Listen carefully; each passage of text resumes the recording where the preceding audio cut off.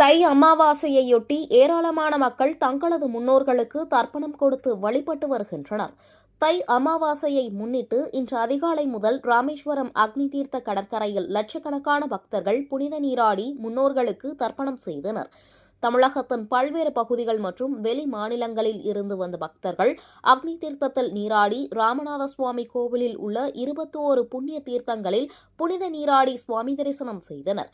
தை அமாவாசையையொட்டி சட்ட ஒழுங்கு பிரச்சினைகள் ஏற்படாமல் இருக்க 840 போலீசார் பாதுகாப்பு பணியில் ஈடுபடுத்தப்பட்டுள்ளனர். அதேபோல் கன்னியாகுமரி கடற்கரையில் ஏராளமான பொதுமக்கள் பலிகர்ம பூஜையில் ஈடுபட்டனர். வருடத்தில் ஆடி, புரட்டாசி, தை ஆகிய 3 அமாவாசைகள் முன்னோர்களுக்கு தர்ப்பணம் கொடுத்து வழிபட உகந்த நாட்கள். அந்த வகையில் தை அமாவாசையை முன்னிட்டு 16 வகை தீர்த்தங்களை கொண்ட முக்கடல் சங்கமம் கன்னியாகுமரியில் ஏராளமான மக்கள் முன்னோர்களுக்கு தர்ப்பணம் செய்து புனித நீராடினர்.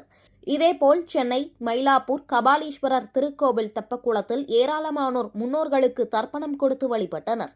ஒவ்வொரு அமாவாசையன்று முன்னோர்களின் ஆத்மா சாந்தியடையும் என்றும் முன்னோர்களின் ஆசிர்வாதமும் கிடைக்கும் என்பது மக்களின் நம்பிக்கையாக உள்ளது. அதேபோல் மயிலாடுதுறை மாவட்டம் சீர்காழி அருகே பூம்புகார் சங்கமத்துறையில் திரண்டு கடலில் புனித நீராடி தங்களது முன்னோர்களுக்கு கர்ம பூஜைகள் நடத்தி அரிசி, காய்கறிகள், தானியங்கள் மற்றும் பழங்கள் ஆகியவற்றை தானமாக கொடுத்து தர்ப்பணம் செய்து வழிபாடு நடத்தினர்.